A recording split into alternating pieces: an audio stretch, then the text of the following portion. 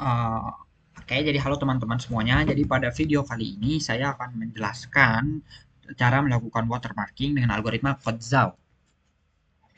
Oke, jadi pertama saya akan mulai dengan penjelasan umum dari algoritma Kotzau ini sendiri. Jadi algoritma Kotzau ini dia malah menyisipkan watermark dengan cara memodifikasi koefisien yang dihasilkan dari discrete cosine transform.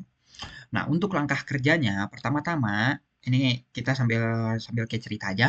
Ini jadi image original saya yang akan diberikan watermark. Ini image yang masih polos.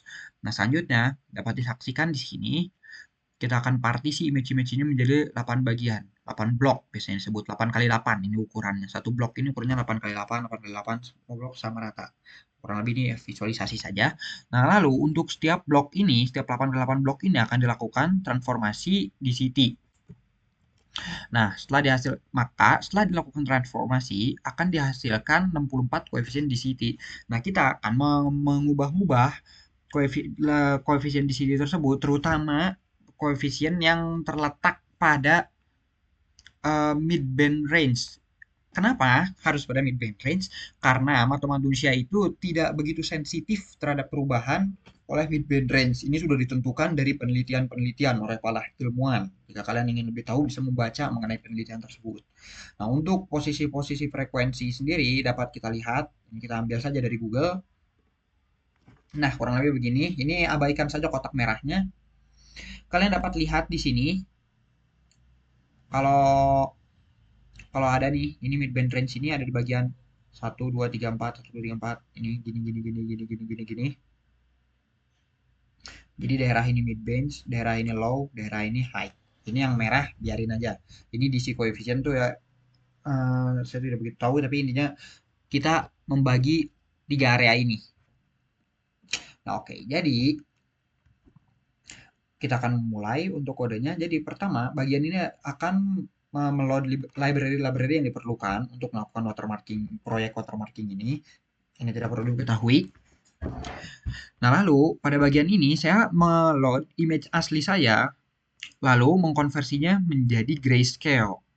Nah, lalu ini kita menyimpan ukuran image sayap lebar kali tingginya di variabel W dan H. Dan ini cuma konfirmasi kalau image saya sudah berhasil terload, maka akan muncul di sini.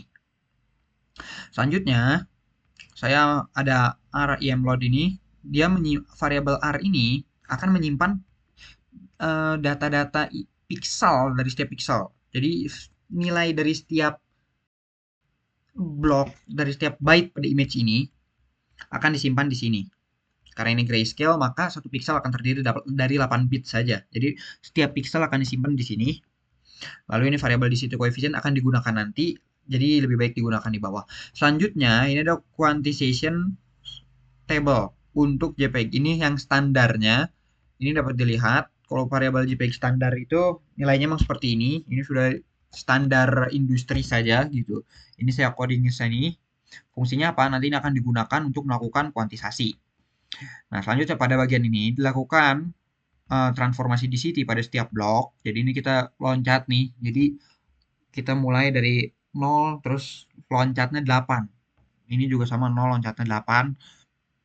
Jadi 0, 8, 16 kan kalau di komputer tuh array atau pixel atau apapun itu bisa dimulai dari 0 untuk perhitungan apa untuk posisi awalnya. Nah, kita lakukan transformasi DCT. Nah, pada kode ini melakukan transformasi DCT pada image saya. Sedangkan kode ini melakukan kuantisasinya. Dia membagi setiap posisi dengan posisi yang bersangkutan pada quantization factor ini kemudian dibulatkan.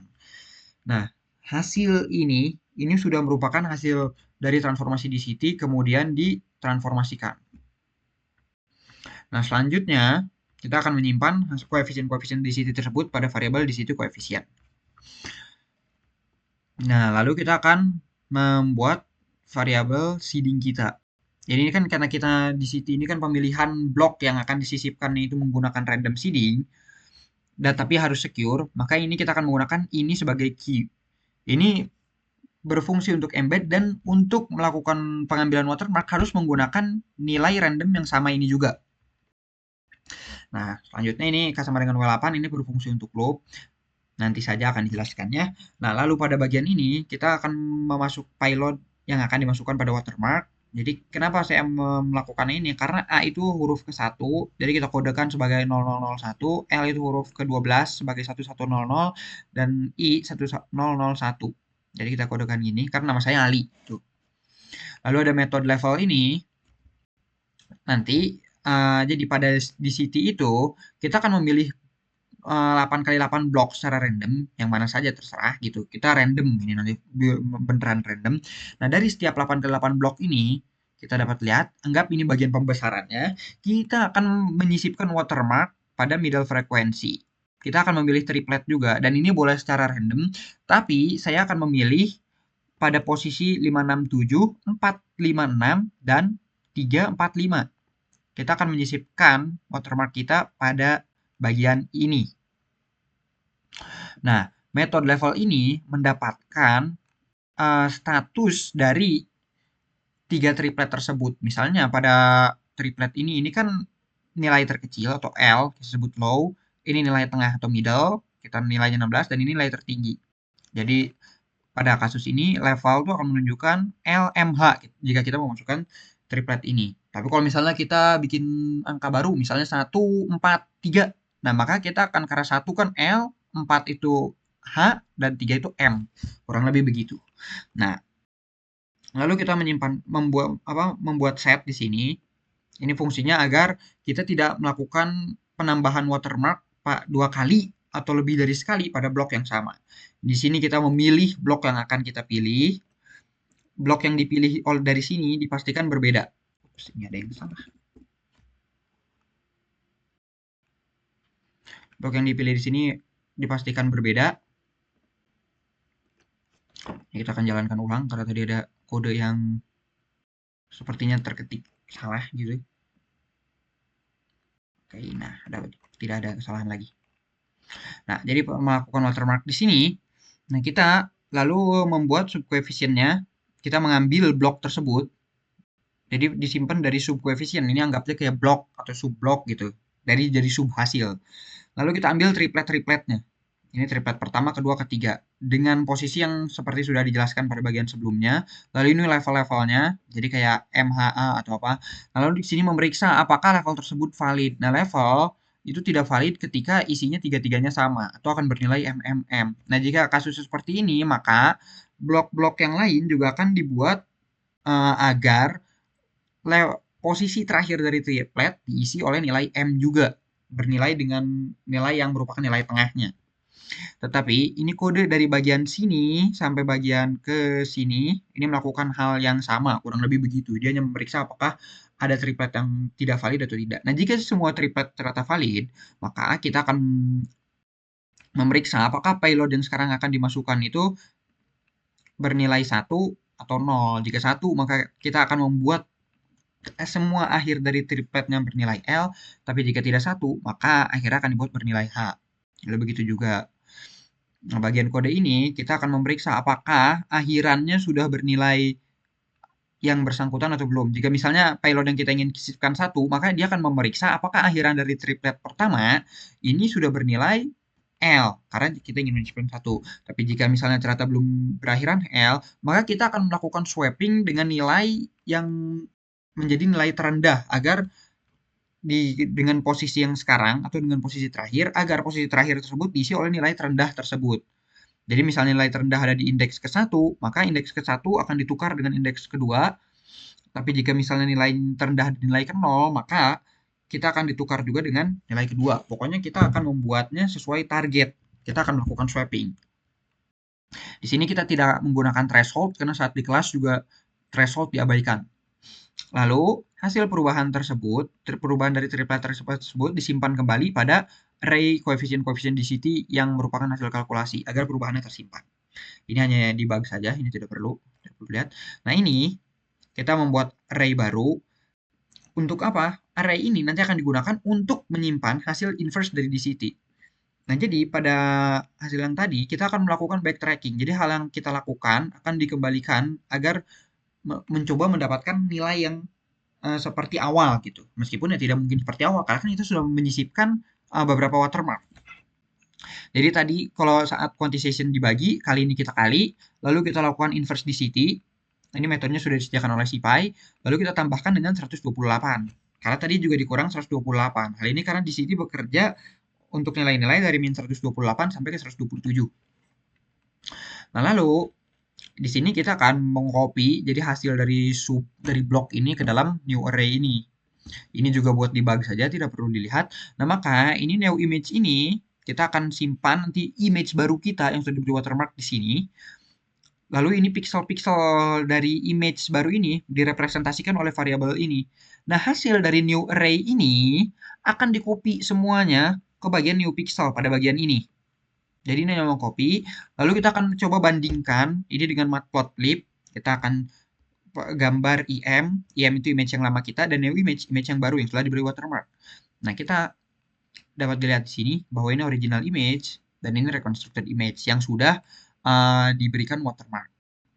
Dapat disaksikan bahwa perbedaannya sangat-sangat sedikit. Jadi kalian tidak perlu khawatir terlihat oleh orang atau kelihatan. Ini benar-benar mungkin tidak kelihatan, kecuali kalian mungkin menelaah satu piksel satu persatu dan ya kayaknya nggak ada orang seniat itu. Nah, lalu ini untuk bagian rekonstruksi, kita akan melakukan DCT lagi pada image yang baru, tapi kali ini nih array-nya kita akan menggunakan dari NowPixel atau image yang baru kita.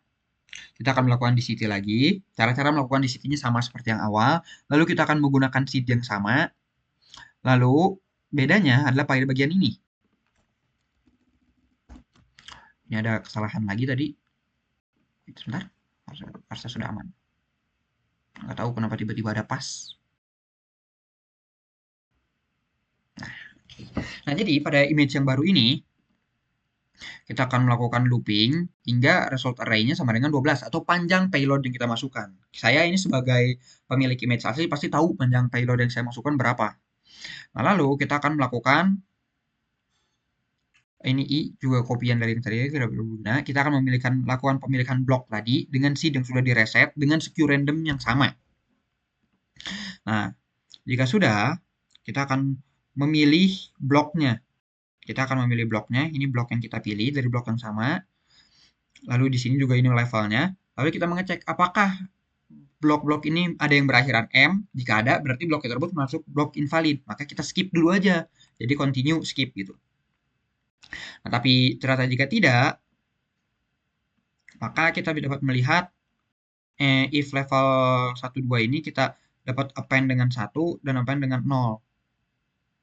Jadi kalau misalnya akhirannya ternyata kita cek dulu apakah yang ke-1 dan yang level dan triplet kedua dan triplet ketiga ini akhirannya sama.